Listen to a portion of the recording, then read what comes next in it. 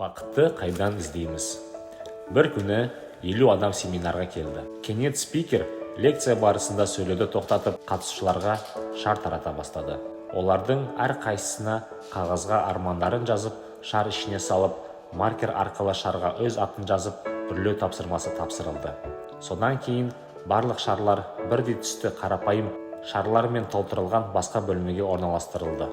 Студенттерді сол шар толтырылған бөлмеге жіберіп, 5 минут ішінде өз аты жазылған шарды табуға сұрады. Барлығы өздерінің аты жазылған шарды іздеп, бір-біріне соқтығысып, бір-бірін итеріп, тастап хаос жағдайын туғызды. 5 минуттың соңында ешкім өз шарын таба алмады. Содан соң олардың әр қайсысына кез келген аты жазылған шарды тауып, иесіне беру тапсырылды. Бірнеше минуттан кейін барлығы өз шарына ие болды.